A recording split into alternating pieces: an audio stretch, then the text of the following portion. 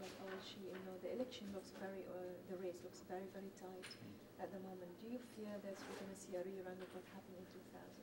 Could be. The election machinery is in a mess, and there have been many press reports that the votes may not be counted accurately, that people are not being registered fairly, that people are being thrown off the rolls by being falsely designated as ex-felons when they're not ex-felons.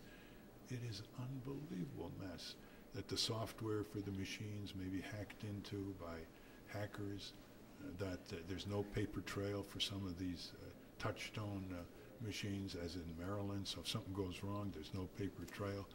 We may not know who's won day after the election. It may drag on.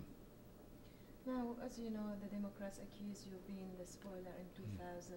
They said that you stole votes from Al Gore and prevented them from victory. First of all, what do you say to this? The two parties have spoiled rotten our political system. It's hard to spoil a spoiled system, number one. Second, think of the arrogance of that assertion. Like, they own the votes, they have to earn the votes. They're not entitled to the votes. And it does show the political bigotry of the Democrats, who think that no one should be allowed to challenge them who has progressive views on where our country should go domestically and internationally. Today in the press conference, you accused them of spreading lies, yet you are willing to stand up for a 1-minute ad for them. Does this sound contradictory to you? No, because the one thing we have in common with the Democrats is we want to defeat George W. Bush. And my proposal to go on national television with a 1-minute ad, if they could find the money to fund it, is to undermine further this very anti-people regime of the Bush-Cheney government. It's a very anti-worker, anti-consumer, anti-environment. It does everything corporations want it to do against the interests of the people. How can you break the monopoly of two-party system in the U.S. here? How can you break into it, or think even that you can break into it? One way is to move to more public financing of public campaigns, and that will allow more people who don't have money to run for election at the local, state, and national level. Another way is to have reduced standards to get on the ballot. It's very difficult, hundreds of thousands of signatures, all kinds of tricky things just to get on the ballot to challenge the two parties.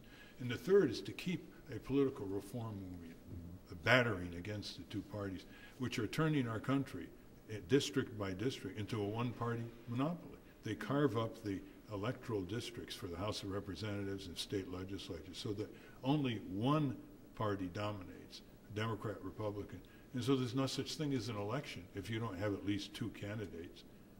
And so they're destroying our democracy in reality, even though the symbols remain democracy. Do you see any difference in terms of foreign policies between the two parties when it comes to the Middle East in particular? No. As a matter of fact, generally speaking, the New York Times had an article the other day saying that John Kerry and George W. Bush are very similar on foreign policy. Neither of them will challenge the bloated, wasteful military budget. They are the same vis-a-vis the Israeli-Palestinian conflict, and supporting Sharon's brutalization of the West Bank and Gaza. And they're the same in wanting to have a more aggressive war in Iraq to achieve victory. And John Kerry made that very clear that he is now a pro-war Democrat in the first presidential debate with Bush. What do you think we should do, the U.S. should do in Iraq? A 6-month responsible withdrawal deadline. If we don't give the mainstream Iraqis a timetable, they will increasingly support the resistance, whose only basis is to get rid of the U.S. military and oil company occupation.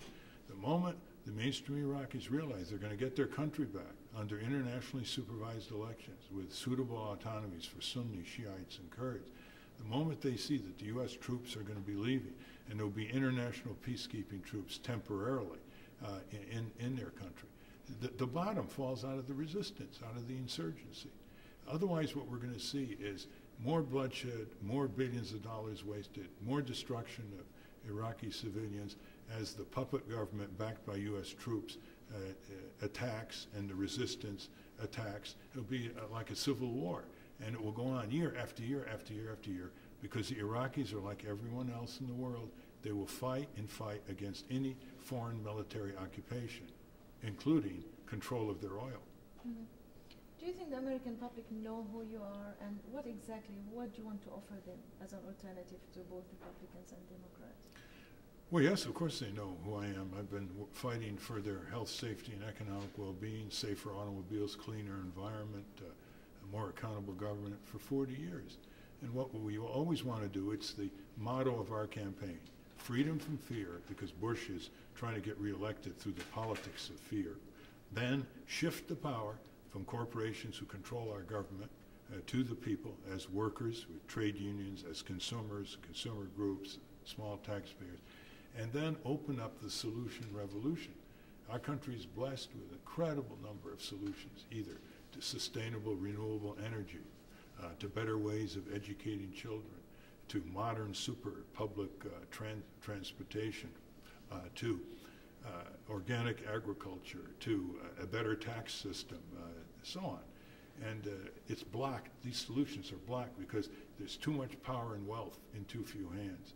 And the few decide for the many. And when they decide for the many, the few decide for their own privileges and immunities and power. It's the same old story. If there's too much corporate power, the political system is weakened and the people fall behind. And notwithstanding economic growth, for 25 years in our country, a majority of the workers are making less in inflation-adjusted wages than they made in 1973. That's never happened before in American history. So why are you not, so far we have not seen you breaking into like a number that you would like to make a difference in U.S. policies. Why is that? When you